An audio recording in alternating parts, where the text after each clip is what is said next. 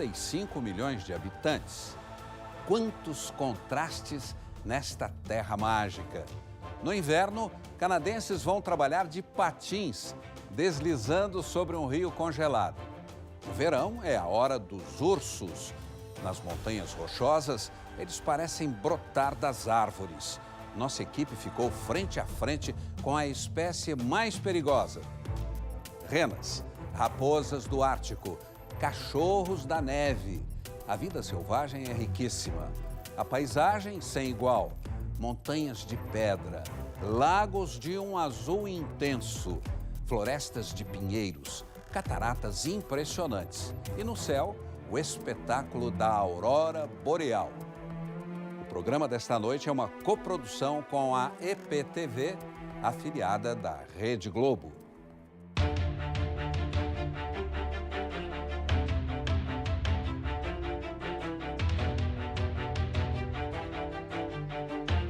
Como se constrói um grande país? O maior das Américas é feito de rocha, gelo, vida, história. Imenso como o Brasil, população menor que a do estado de São Paulo. O Canadá preserva as origens e a natureza, símbolo de uma nação. Na faixa de terra que abraça 3 oceanos, percorremos 4 províncias e um território federal, no inverno e verão. Cenários redesenhados pelas estações do ano. Em Ottawa, a capital. Uma cidade com 15 graus negativos e outra com 20. Os rumos da nação são decididos no parlamento. Um pedaço de Londres, na América, onde quase 150 anos de história falam pelas paredes. Por dentro, a sede do governo ostenta luxo e arte. Fiel à coroa inglesa, o Canadá respeita as tradições. Troca da guarda só no verão. Festival de esculturas só no inverno.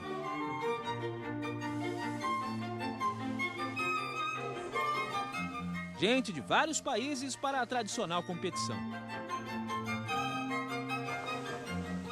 Blocos de gelo viram obras de arte com um prazo de validade.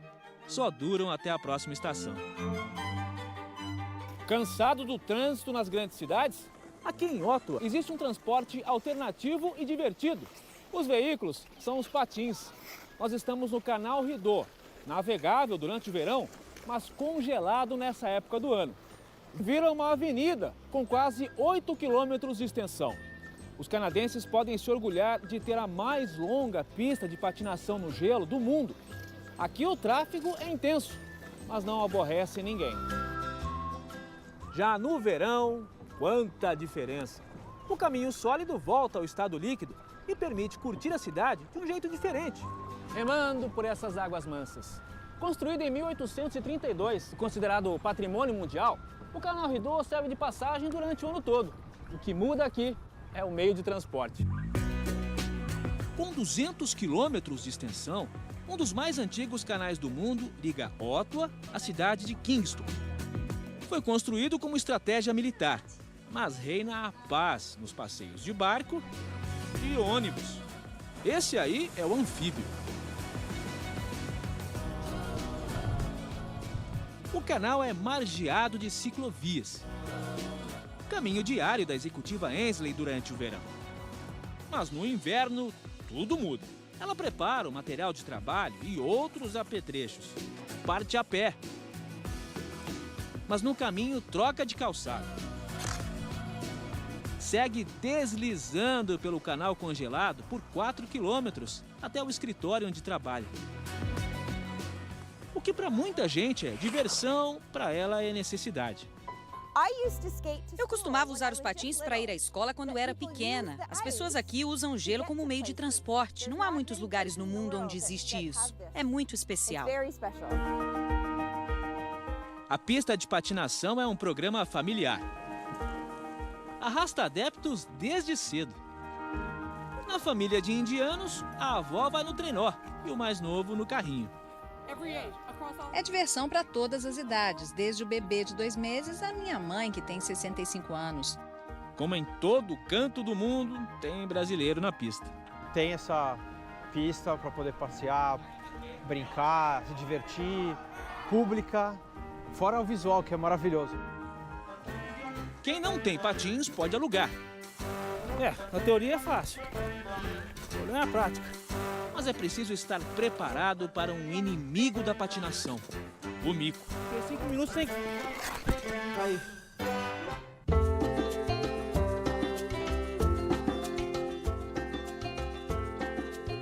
Na província de Alberta, as curvas charmosas da rodovia dos Campos de Gelo revelam a paisagem das Montanhas Rochosas. Quase 5.000 quilômetros de arranha-céus naturais que vão do Canadá aos Estados Unidos. A estrada entre Banff e Jasper tem 290 quilômetros e é considerada uma das mais bonitas do mundo. Normalmente a gente quer chegar logo ao destino, mas aqui a viagem pode demorar, porque são muitas as atrações pelo caminho. O glaciar Athabasca é o maior dessa região.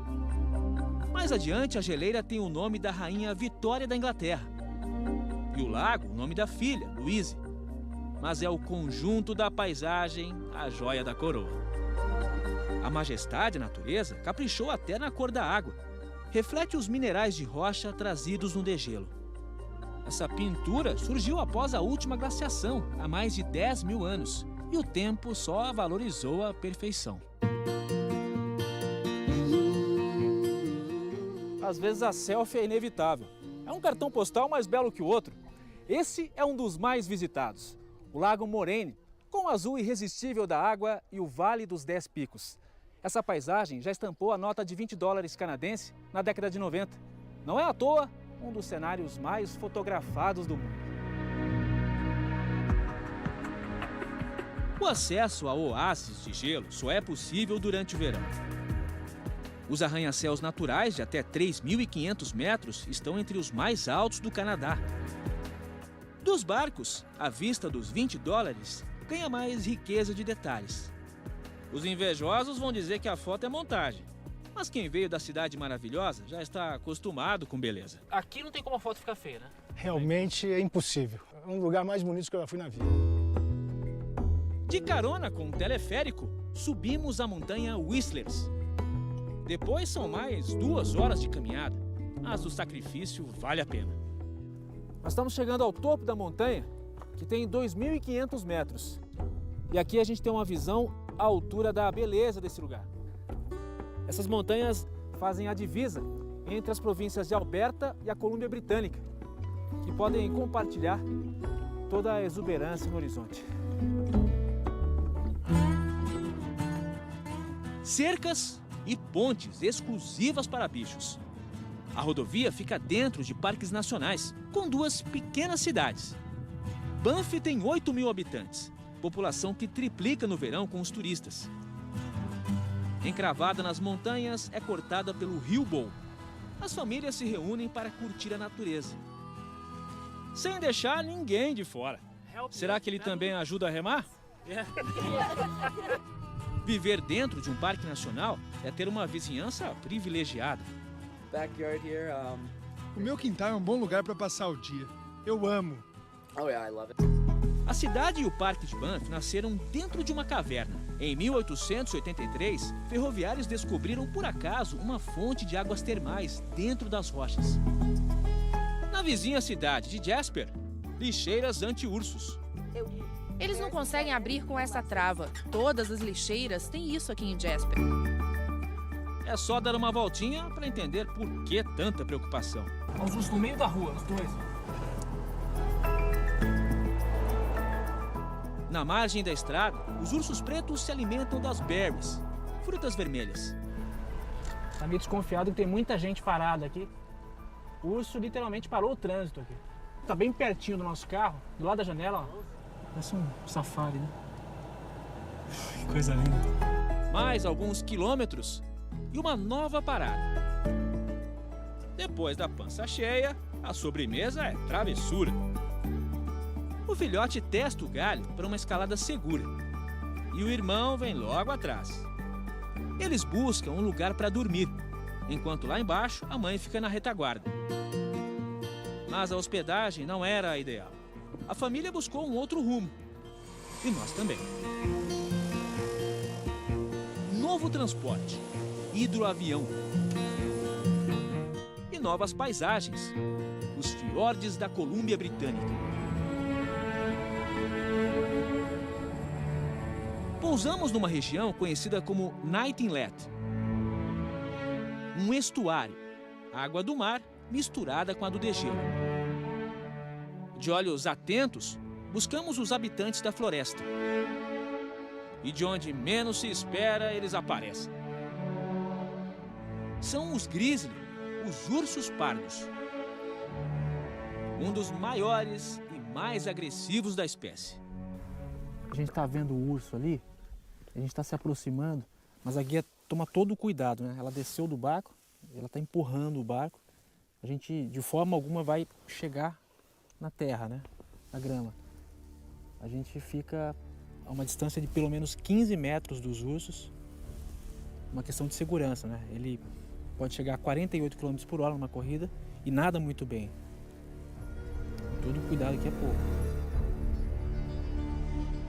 A uma distância segura, o repórter cinematográfico Pedro Santana entra na água. Olhamos como é o comportamento deles. Se ele olha para você, é um sinal que estamos muito perto. Se eles param de comer, é outro sinal que estamos muito perto. Se põe as orelhas para frente, é um sinal de agressividade. Diante de nossas lentes, animais que chegam a 2,5 metros de altura em pé. Esse peso pesado de 400 quilos pode ser considerado um atleta. Ágil na natação, eficiente no levantamento de peso. Vira pedras gigantes em busca de mariscos ou insetos.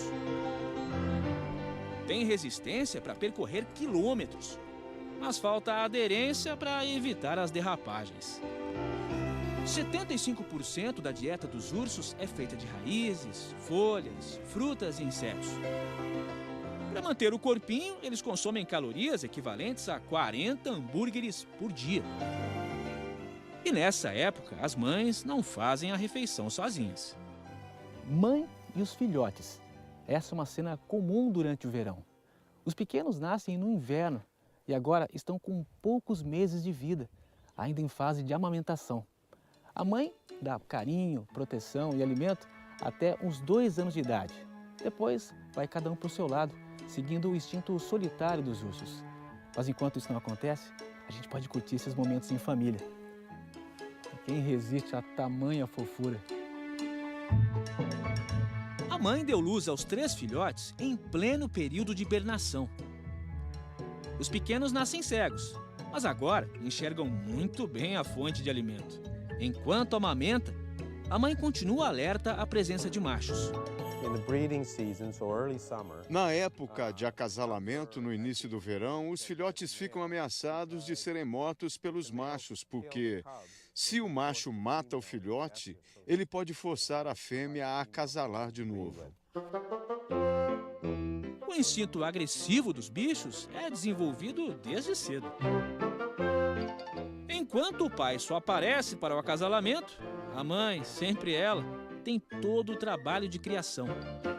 Na baixa maré, a família até arrisca a pegar uma praia, matar a sede, arriscar uma pescaria e se divertir. Dentro da floresta, uma trilha de suspense, o caminho do urso. O guia anuncia a nossa chegada.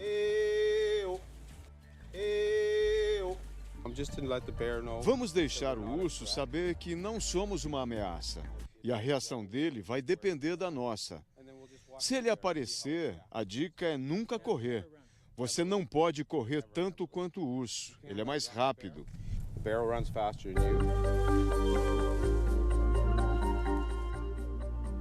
Em alguns minutos de caminhada, lá está a dona e o herdeiro do pedaço.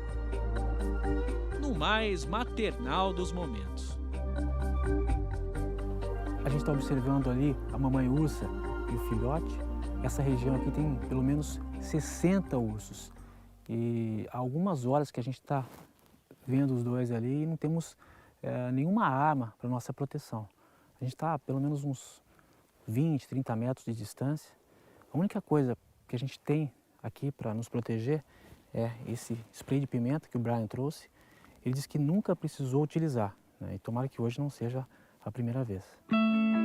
Na volta da trilha, o sinal dos ursos está nas árvores. Eles deixam os pelos e o cheiro.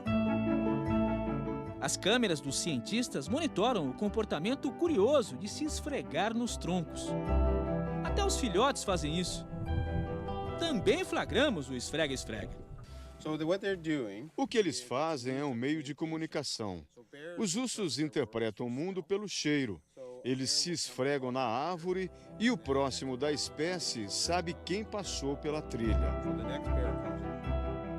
Os pelos deixados nas árvores são coletados para análise do DNA, para monitorar a população. E as pequenas figurinhas do verão mostram a vida que se renova no gigante chamado Canadá.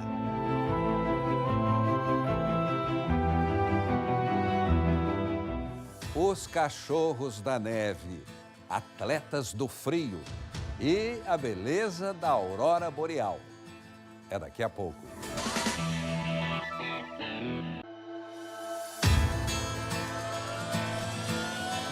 Yukon, território de soberania da natureza. As mais altas montanhas e os maiores campos de gelo fora dos polos. Estamos no Parque Nacional Kluane, onde caberiam 14 cidades do tamanho de São Paulo. Paramos 2 vezes para reabastecer o helicóptero. Mais de 3 horas de voo para alcançar o teto do Canadá, o Monte Logan.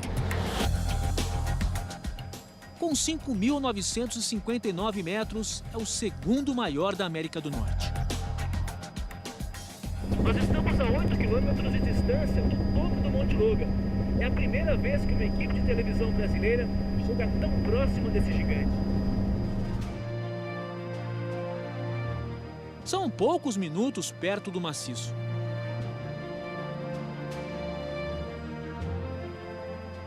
Toda vez que voamos em grandes altitudes é difícil. O ar é rarefeito e se exige mais dos controles para estabilizar a aeronave. Já na linha do Círculo Polar Ártico, Yukon é vizinho ao Alasca. A ligação é por uma estrada construída durante a Segunda Guerra, a Alaska Highway. Com 2.000 quilômetros, foi concluída em apenas 8 meses. Tempo tão inacreditável quanto as paisagens pelo caminho. Aqui só os fortes sobrevivem. O branco da neve é um disfarce perfeito para a esperta raposa do Ártico. Já ouviu falar dos olhos de lince? Nos fitam o tempo todo. 2 fêmeas desconfiadas e atentas. Esse gato de 20 quilos tem patas largas para vencer o gelo e ter sucesso na caça. Mais conhecido pela força que pela beleza, o alce é um brutamonte de 250 quilos e 2 metros de altura. Esse está na troca dos chifres. No gelo é difícil encontrar grama, mas o caribu não desiste. São as famosas renas, companheiras inseparáveis do Papai Noel. Mas em Yukon, trenó é puxado a motor. O que parece um grande deserto branco é, na verdade, um lago congelado, com quilômetros de extensão. Essa planície só existe durante o inverno. No território de Yukon, temperaturas de 20 graus negativos fazem parte da rotina nessa época. Há mais de 20 mil anos, os esquimós aqui já se adaptavam ao frio. É um lugar repleto de beleza e história, onde a vida resistiu ao gelo e chegou além das montanhas. Mas nem só de frio vive essa região. No verão, o cenário se transforma. Nem parece que estamos no mesmo lugar. Agora sim dá para ver que é um lago. Dos 20 graus negativos no inverno, passamos para mais de 20 agora no verão. Bem-vindo ao Canadá, o país dos extremos. O Canadá tem 7% da água doce do mundo. O calor transforma gelo em quedas d'água, corredeiras, alimenta rios e escorre pelos cânions. Mas são apenas 4 meses para curtir esse visual. Depois dá um branco no clima. E as cidades ganham a cor do inverno. Nesse pedaço do Canadá, a natureza e a história navegam sobre as mesmas águas. O rio Yukon, que deu nome ao território, foi passagem obrigatória durante a Corrida do Ouro Canadense, em 1898. Gente do mundo todo utilizou esse caminho para chegar até as terras que prometiam prosperidade. Nessa aventura surgiram cidades como White Horse, cavalo branco em inglês, uma referência às corredeiras que existiam na época e derrubavam as embarcações. O sonho de muitos candidatos a milionário afundou aqui, mas ficaram as lembranças dessa história. O Klondike relembra o tempo em que 7.000 embarcações circulavam por essa região. Aventureiros de todo o planeta montavam acampamentos. Milhares de pessoas buscando o brilho do ouro sob a luz de vela. Mais de um século depois, a busca pelo ouro continua na mais tradicional corrida de aventura. Competição internacional, onde um filho de portugueses desafia o frio. Não tá com frio nas pernas? Estou, mas faz bem. É? Ficas mais forte, right? É para vir cá. Eu gosto do frio. Você gosta? Sim. Percebe-se, né? Estou impressionado. Parabéns, você é muito corajoso, viu? Obrigado. Boa sorte na prova. Sim. Mesmo com a temperatura abaixo de zero, o atleta masoquista deixou o frio e o bom senso para trás. Um cenário como esse nos convida a conhecer a natureza, inclusive que está debaixo da neve. Hoje nós vamos fazer uma pescaria diferente, nos moldes dos antigos povos canadenses. Antes, eles usavam uma rocha ou algo pontiagudo para abrir um buraco no gelo. Hoje, a tecnologia facilitou um pouco as coisas. David, o nosso guia, faz um buraco de 1 metro de profundidade no gelo. Está cortando o peixe em pedacinhos aqui para fazer a isca. Nós vamos tentar a truta do lago. How many? Mas a honra ficou para os donos da casa. O canadense fisgou um pequeno e deu o troféu para o sobrinho. O segredo? Patience. Yeah. Paciência. Congratulations. Thank you very much. Yeah. Appreciate it. Inveja de você, viu? A pesca garantiu a sobrevivência dos aborígenes, os povos nativos do Canadá, aqui chamados de Primeiras Nações. 40 etnias vivem em Yukon. Há mais de 4.000 anos, os Inuits foram os primeiros a usar cães no transporte. Nesse canil estão 140 cachorros de trenó, de várias raças. O proprietário diz que eles têm dieta de 10.000 calorias. São tratados como atletas. Os cães podem correr por 4 horas, parar por 10 minutos e correr por mais 2 ou 3 horas. Eles se recuperam muito rápido. Um trenó com 6 cachorros puxa até 300 quilos. E como o gelo não tem pasto, o cão leva vantagem sobre o cavalo. Nos afastamos da iluminação da cidade para o encontro com as luzes do norte. Sinais do além para os povos nativos. Deuses na interpretação dos gregos. Quem nos leva para observar a aurora boreal é Ritter, canadense que passou 2 anos no Brasil fazendo trabalhos voluntários. Não tem horário mesmo. Depois que a noite fica escuro, pode ver. Então pode ser às 6 horas da noite ou 6 horas da manhã. Foram noites em claro, olhando para o alto. com gente de várias nacionalidades fazendo o mesmo. O grupo de chineses viajou mais de 20 horas e trouxe lentes poderosas, mas a natureza cobra caro pelo espetáculo. Bom, é quase meia-noite, o termômetro está marcando aqui 14 graus negativos, o céu está nublado, está começando inclusive a nevar e pelo jeito a gente não vai ver a aurora boreal hoje. Ontem nevou, hoje está do mesmo jeito. Vamos voltar amanhã. A noite seguinte é estrelada. O frio continua intenso e o fogo ajuda a descongelar nossos equipamentos. O plantão para ver a aurora boreal dessa vez é recompensado.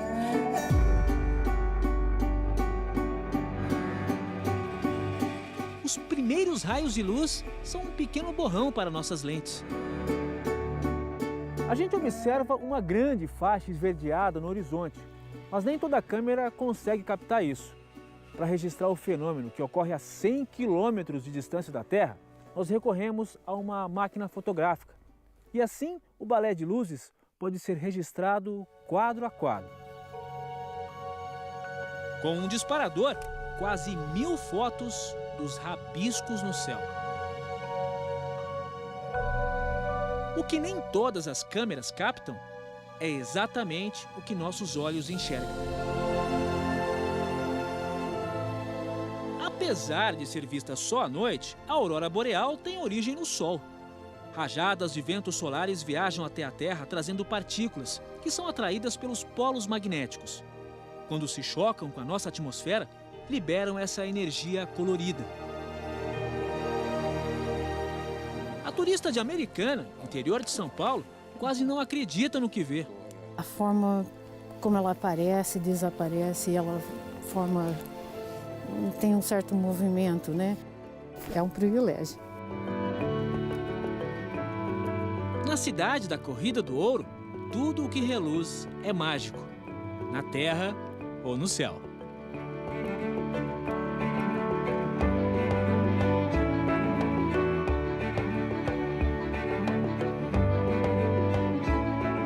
Um hotel de gelo. Dura 3 meses e depois derrete. E o mal-assombrado Hotel Cadeia. Voltamos já já.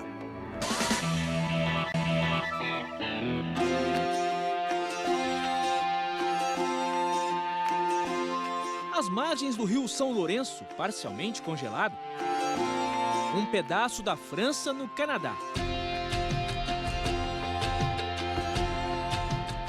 Desde 1608, o idioma oficial é o dos colonizadores. Bonjour, Brasil!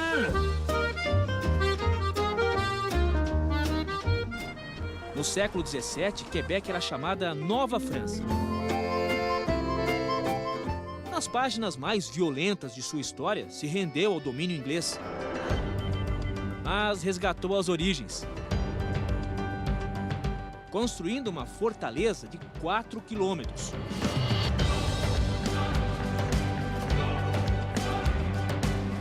A única cidade murada das Américas. Um lugar que já foi alvo de tantas batalhas entre franceses e ingleses, nessa época do ano tem o Branco da Paz. Quebec não perde o charme nas 4 estações do ano. É patrimônio mundial da Unesco, graças à arquitetura europeia centenária. Tem construções imponentes, como a do Château Frontenac, o castelo que já foi sede do governo, e tem um tamanho proporcional à beleza desse lugar.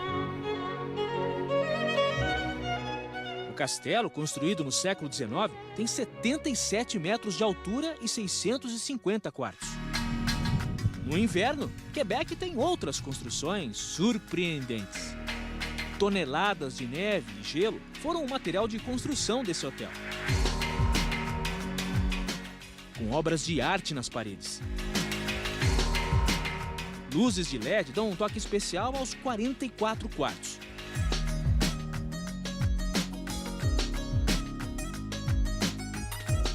A construção é feita em 70 dias, com uso de moldes metálicos na arquitetura. Mas as paredes de gelo só resistem por 3 meses durante o inverno. No Ice Bar, Um clima de balada fica ainda mais alegre com as bebidas quentes.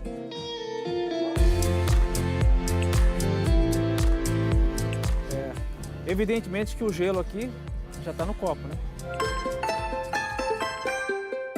Em todos os ambientes, a temperatura chega a no máximo 3 graus.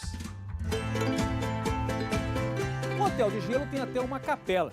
Mais de 200 casais já disseram sim naquele altar. Talvez por isso, há quem diga que casamento é uma fria. Para uma segunda lua de mel, os brasileiros Vilmar e Daniela vieram conhecer o Hotel de Gelo. São de Curitiba, onde o inverno é quase canadense. Estou acostumado com frio, adoro frio, né? Então por isso a gente escolheu também visitar o Canadá. Eu passo mais frio lá do que aqui. As amigas canadenses Emily e Milena vieram passar uma noite no Hotel de Gelo. E só na preparação para ir para a cama foram pelo menos 20 minutos. São várias camadas de proteção. Como será dormir nesse congelador? Emily garante que não passou frio.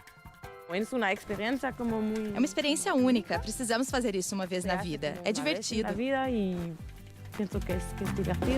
Pergunto a Milena como foi ir ao banheiro à noite toda embrulhada desse jeito. É melhor ir antes de toda a preparação ou esperar até o amanhecer.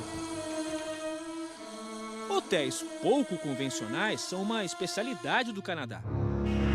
Quem vê as grades do lado de fora pensa que é um presídio. Quem entra no prédio tem certeza. Mas acredite, é preciso pagar para dormir aqui. Construído em 1862, tem 70 celas oferecidas para hospedagem. É uma experiência fascinante circular pelas celas. É um jeito de ir para a cadeia sem ser um fora da lei. O presídio chegou a ter mais de 1.000 detentos, inclusive mulheres e crianças a partir dos 9 anos de idade. A lista de crimes incluía loucura, bebedeira e falta de limpeza na casa. Como o prédio não tinha aquecimento, os presos enfrentavam escuridão e frio. Por isso, era considerado muito severo.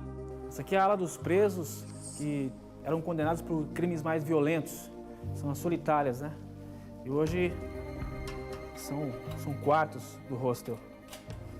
Ela vai mostrar pra gente aqui, olha só. Olha o tamanho da cela, que impressionante. O espaço aqui é muito pequeno, 1 metro mais ou menos, no máximo. Interessante que antigamente as pessoas pagavam para não estar aqui, né? E agora elas desembolsam $35 para dormir numa cama de presidiário. Olha só, meio claustrofóbica aqui a experiência. Esse era um caminho sem volta, o corredor da morte. Desciam por essa escada os condenados por assassinato. Foram 3 durante o funcionamento da cadeia. E a pena máxima nesses casos era a execução pela forca. E quem morreu aqui ainda assombra os corredores. O alfaiate irlandês Patrick James Whelan foi acusado de matar um político no Canadá em 1869. Várias pessoas dizem ver um homem parecido com Patrick ajoelhado e depois saindo da cela em direção à forca. Na cela dele se ouvem passos, vozes e os sussurros de alguém rezando, mulheres chorando e crianças rindo. Os jovens estudantes da Bélgica passaram uma noite no hostel. Até gostaríamos de ver os fantasmas. Esperamos, mas não apareceram. Não há grades que prendam a imaginação. A floresta dos pinheiros gigantes, o rio que despenca em cataratas e o brasileiro que prosperou no país do frio. Voltamos já já.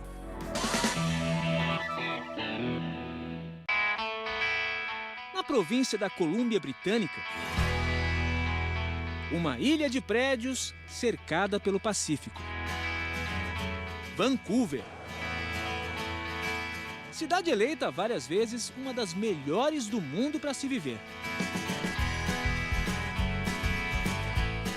Nas praias, qualidade de vida. E o desfile das orcas. Famílias inteiras dão um show.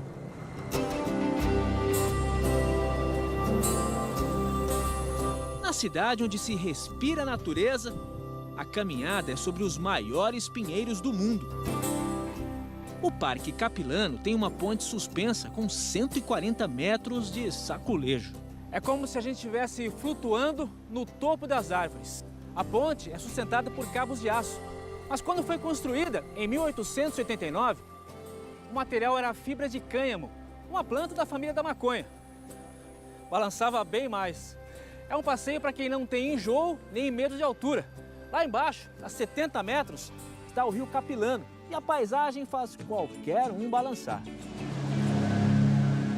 Por falar em altura, na província de Ontário, um rio inteiro desaba de um cânion.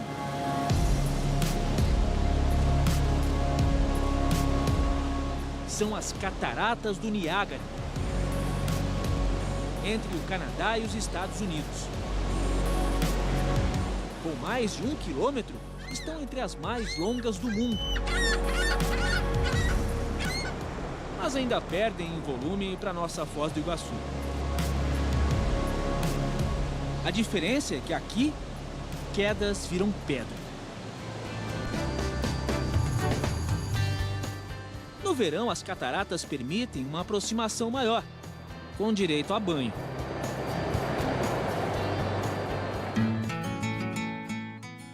Em Niagara-on-the-Lake, uma cidade repleta de cores no verão. Conhecida pelos vinhedos, tem parreirais dando frutos no calor. Mas as uvas só são colhidas durante o frio. Ressecadas pelas baixas temperaturas, produzem um dos vinhos mais apreciados do mundo, o Ice Wine. É como colocar a uva na geladeira, com 6, 7, 10 graus negativos. A água da fruta congela e a concentração de açúcar fica 2 vezes maior. Mas para produzir 200 litros de vinho, se consome 1 tonelada de uva. Por isso, é uma bebida para gosto e bolso refinado. É um vinho muito doce, concentração muito alta de açúcar, muito saboroso. Pode o mundo caber dentro de uma cidade? Se for em Toronto, a resposta vem em 140 idiomas. Where are you from? India. Jamaica. Bangladesh. China. Banhada pelo Lago Ontário, iluminada pela torre agulha chamada CN Tower, Toronto tem um pouquinho de cada canto do planeta. Os primeiros europeus a navegar por essas águas para chegar ao Canadá foram os vikings durante a Idade Média. Séculos depois, franceses e ingleses disputaram territórios e colonizaram o país. Aí vieram alemães, italianos, gregos e as portas se abriram para outros povos. Hoje, de cada 2 moradores de Toronto, 1 nasceu fora do Canadá. É uma cidade multicultural e um porto seguro para gente do mundo todo, inclusive quem fala português. E hoje o Canadá tem mais de 600 mil portugueses. É tudo a raça. Tem de tudo? Tem de tudo. Com a proximidade da língua, adivinhe quem chegou depois. Não é fácil você sair do seu país, das suas referências culturais e começar tudo de novo em outra parte. É difícil, é complicado, exige muito das pessoas. Agora, os canadenses recebem os estrangeiros de braços abertos. Nós, brasileiros, eu acho de uma maneira até especial, muito bem. Uma das áreas com escassez de mão de obra é a construção civil, onde o Jadir trabalha há 15 anos. Enfrenta o frio e os perigos do gelo. O pedreiro do Brasil ele é multifuncional, entendeu? Ele trabalha. E aqui o que você faz? É só colocando tijolinho mesmo. E como é que é a jornada de trabalho? Você trabalha muito? Não, a média de 40 horas por semana. Jadir tem origem humilde. Trabalhou na roça em Sarduá, Minas Gerais.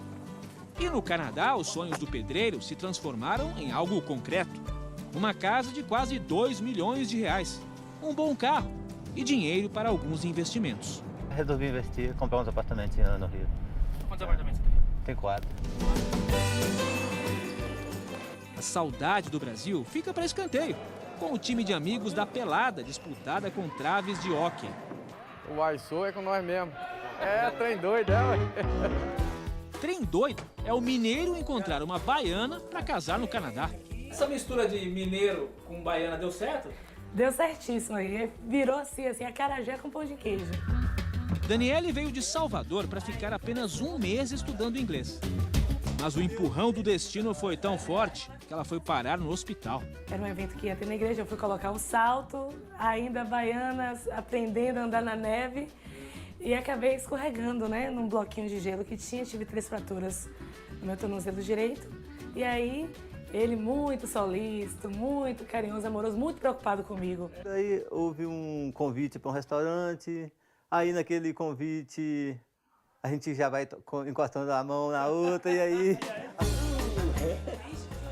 Já percebeu onde foi parar essa história, né? Hoje eles têm 3 bons motivos para comemorar. Nos finais de semana, a farra é garantida nos parques da cidade. Falta alguma coisa para você aqui? Talvez a saudade da família, do calor brasileiro, né? Do pessoal que faz parte da família lá. Mas aqui a gente tem uma nova família e não se realizado aqui. Um país também se constrói com sonhos. E no Canadá, eles não têm fronteiras. Fique a seguir com as notícias do Jornal da Globo. Um bom fim de semana e até sexta.